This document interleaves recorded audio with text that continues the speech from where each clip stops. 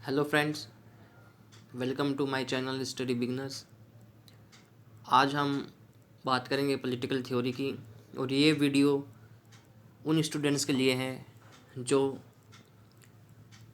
BA program political science first year में हैं और जो यूजीसी नेट की प्रिपरेशन करते हैं। उन स्टूडेंट्स के लिए ये वीडियो बहुत ही बेनिफिशियल है। पॉलिटिकल थ्योरी की अगर हम बात करें तो इसके अंदर मैंने एक बेसिक कॉन्सेप्ट बताया है जो हर स्टूडेंट्स का पॉलिटिकल थ्योरी के बारे में बेसिक कॉन्सेप्ट क्लियर करता है। और इसके बाद आप लोगों को किसी भी तरीके की परेशानी इसके अंदर नहीं होगी। Political theory is a set of idea that describe and explain political process and phenomena. राजनीतिक सिद्धांत एक ऐसा प्रोसेस है, एक ऐसी प्रक्रिया है जो राजनीतिक घटनाओं की व्याख्या करती है, उनका वर्णन करती है। पॉलिटिकल थ्योरी के अंदर हम पॉलिटिकल फिनोमिना जो होते हैं उनको डिस्क्राइब करते हैं, उनको एक्सप्लेन करते हैं कि पर्टिकुलर टाइम पे क्या हुआ था और उसके क्या कारण थे। It finds the solution of contemporary problems. और पॉलिटिकल थ्योरी जो समकालीन समस्याएं होती हैं उनके बारे में जानने के लिए हेल्पफुल होती हैं कि कंटेम्प्रेरी इश्यूज़ क्या हैं और उन इश्यूज़ को कैसे उनका सॉल्यूशन किया जा सकता है। हम देखेंगे प्लेटो से लेकर अरस्तु और 20वीं सदी तक, 20वीं सेंचुरी तक बहुत से ऐसे थिंकर्स रहे जिन्होंने अपने समय की समस्याओं का अध्ययन किया और उन समस्याओं का, उन प्रॉब्लम्स का उन्होंने सॉल्यूशन भी दिया। जैसे प्लेटो ने एक आइडियल स्टेट की बात कही। और नेचर के आधार पर हम पॉलिटिकल थ्योरी को दो भागों में बांटते हैं, जिसमें आता है क्लासिकल पॉलिटिकल थ्योरी और एक आता है modern political theory. Classical political theory focuses on philosophy and it has descriptive normative nature.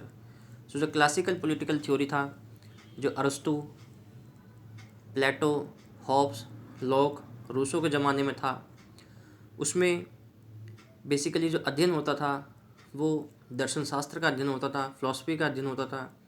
उसके अंदर वैल्यूज़ को ज़्यादा इम्पोर्टेंट दी जाती थी और वो एक तरीके से नॉर्मेटिव होता था।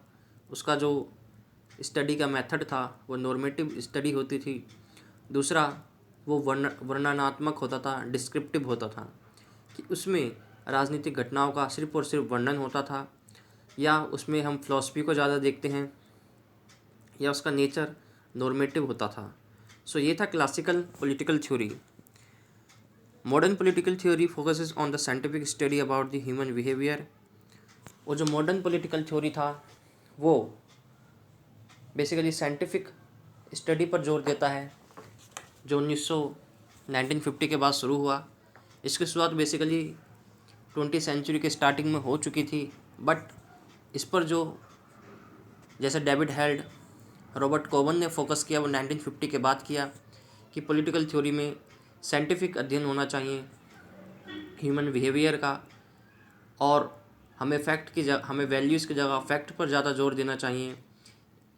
और जो एम्पिरिकल, जिसको हम मॉडर्न पॉलिटिकल थ्योरी भी कहते हैं, उनका जो मेन मोटिव है वो फैक्ट पर ध्यान देना है। बट आफ्टर 1970 या 1970 के आस पर आकर मॉडर्न पॉलिटिकल थ्योरी के अंदर भी चेंजेस आए और उसमें कहा कि हमें फैक्ट और वैल्यू दोनों पर ध्यान देना चाहिए। इसलिए 1970 के बाद जो है, जैसे जॉन रॉल्स आए, जिन्होंने फिर से जो ह्यूमन वैल्यूज़ हैं, जो मानवीय मूल्य हैं, उनके अवधारणाओं को उठाया, जैसे स्वतंत्रता, liberty, equality, justice. It tells how one state should be. दूसरा, पॉलिटिकल थ्योरी हमें ये भी बताता है कि एक स्टेट कैसा है और उस स्टेट को कैसा होना चाहिए। शुरुआत से ही हमने देखा कि हर एक स्टेट ये बताने की कोशिश करता रहा है, हर एक थिंकर ये बताने की कोशिश करता रहा है कि कोई राजनीतिक सिद्धांत कैसा होना चाहिए। जैसे अरस्तु के समय पर या प्लेटो के समय पर जो राज्य था वो काफ़ी संघर्षपूर्ण राज्य था, उसमें काफ़ी कॉन्फ्लिक्ट्स थे नेशन स्टेट्स में, और इसीलिए उन कॉन्फ्लिक्ट्स को ख़त्म करने के लिए प्लेटो एक ऐसी एजुकेशन बताता है जिसके अंदर एक ऐसा राजा तैयार किया जाता है जिसको वो दार्शनिक राजा, फिलोसोफर किंग बोलता है, और वो फिलोसोफर किंग एक आइडियल स्टेट बनाता है। सो राजनीतिक सिद्धांत के अंदर जो कंटेम्प्रेरी स्टेट है उस स्टेट को एक्सप्लेन किया जाता है, उस स्टेट के बारे में उसको डिस्क्राइब किया जाता है, और कैसा स्टेट होना चाहिए इसका सुझाव भी पॉलिटिकल थ्योरी के अंदर दिया जाता है। करैक्टरिस्टिक्स की अगर हम बात करें पॉलिटिकल थ्योरी की, it tells the relation between individual and state. So political theory की एक विशेषता है कि ये इंडिविजुअल और स्टेट के बीच में रिलेशन बताता है कि इंडिविजुअल को कितनी लिबर्टी दी जाए और स्टेट को कितनी पावर दी जाए। जो इंडिविजुअल है वो लिबर्टी का सिंबल होता है, जो स्टेट है वो पावर का सिंबल होता है। इसलिए हर पॉलिटिकल थिंकर ने या हर समय पर जो पॉलिटिकल थ्योरी का मेन मोटिव रहा है वो रहा है कि एक व्यक्ति और राज्य के बीच के रिलेशन को कैसे डिस्क्राइब किया जाए। और जब इस तरीके का अध्ययन होता है तो हमारे सामने बहुत सारी अप्रोचेज़ आती हैं। कुछ अप्रोच का मानना है कि इंडिविजुअल को ज़्यादा महत्व दिया जाए, कुछ अप्रोच का मानना है कि स्टेट को ज़्यादा फोकस दिया जाए, और कुछ अप्रोच का मानना है कि स्टेट नाम की कोई चीज़ ही नहीं होनी चाहिए, स्टेट होना ही नहीं चाहिए, और व्यक्ति को अपने आधारों पर जो है अपना जीवन जीना चाहिए।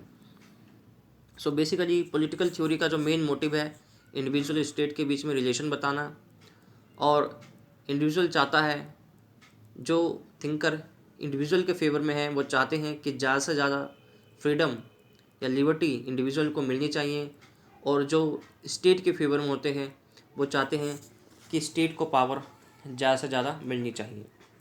Thinkers always interpreted the nature of state. जो सिद्धांतकार होते हैं, जो विचारक होते हैं, वो हमेशा से राजनीतिक सिद्धांत की प्रकृति का अध्ययन करते हैं कि कोई स्टेट कैसा है, उसका नेचर क्या है, उसके पर्पस क्या है। हर पॉलिटिकल थ्योरिस्ट इसी के बारे में स्टडी करता है। It gives the suggestion to change the contemporary society like Karl Marx. So political theory के अंदर जो कंटेम्प्रेरी सोसाइटी होती है, जो वर्तमान समाज होता है, उसको बदलने की भी इसमें सजेशन दिया जाता है। जैसे कार्ल मार्क्स ने एक कैपिटलिस्ट सोसाइटी को बदलने के लिए एक रेवोल्यूशन का सजेशन दिया लेबर्स क्लास को। सो पॉलिटिकल थ्योरी के अंदर ये सुझाव दिया जाता है कि जो वर्तमान शोषणकारी संस्था है उस संस्था को हटाकर, उस सिस्टम को हटाकर एक नई सोसाइटी, एक नया सिस्टम लाया जाए। जैसे कार्ल मार्क्स की हम बात करें, कार्ल मार्क्स ने कहा कि जो लिबरलिज़म है, जो कैपिटलिस्ट है, वो एक्सप्लॉयटेशन पे है, वो हमेशा लेबर क्लास का एक्सप्लॉयटेशन करता है। इसलिए उनका मानना था कि जो करंट कैपिटलिस्ट सोसाइटी है उसको ख़त्म कर हमें एक ऐसी सोसाइटी बनानी चाहिए जहाँ क्लासलेस सोसाइटी हो, वर्गहीन समाज की कार्ल मार्क्स बात करते हैं। There are many approaches in political theory, for instance liberalism, socialism. Political theory के अंदर बहुत सारी अप्रोचेस होती हैं जिसको हम पॉलिटिकल स्कूल्स भी कहते हैं, जैसे उदारवाद, लिबरलिज्म, समाजवाद, सोशलिज्म, मार्क्सवाद, मार्क्सिज्म, और ऐसे ही बहुत सारी अप्रोचेस पॉलिटिकल थ्योरी के अंदर आती हैं। और ये जो अप्रोचेस हैं, ये अप्रोचेस इसलिए आती है क्योंकि हम हमेशा से ही एक इंडिविजुअल और स्टेट के बीच में अध्ययन की बात करते हैं, और जब ऐसा होता है तो बहुत सारी अप्रोचेस आती हैं। जैसे लिबरलिज्म का मानना है कि हमें लिबर्टी पर फोकस करना चाहिए, सोशलिज्म का मानना है कि हमें स्टेट को पावर देनी चाहिए। सेम मार्क्सिज्म की हम बात करें तो मार्क्स पहले स्टेट को पावर देने की बात करते हैं, लेकिन थोड़े समय बाद वो कहते हैं कि स्टेट को भी ख़त्म होना होगा, क्योंकि स्टेट ही वो संस्था है, वो सिस्टम है जो हमेशा लेबर क्लास का या लोअर क्लास का जो है एक्सप्लॉयटेशन करती है। सो ये था पॉलिटिकल थ्योरी का एक बेसिक कॉन्सेप्ट जो आपको समझने में मदद करेगा। प्लीज़ आप इसे अच्छे से समझिए और इस वीडियो पे मुझे लाइक और शेयर भी दीजिए। Thank you so much.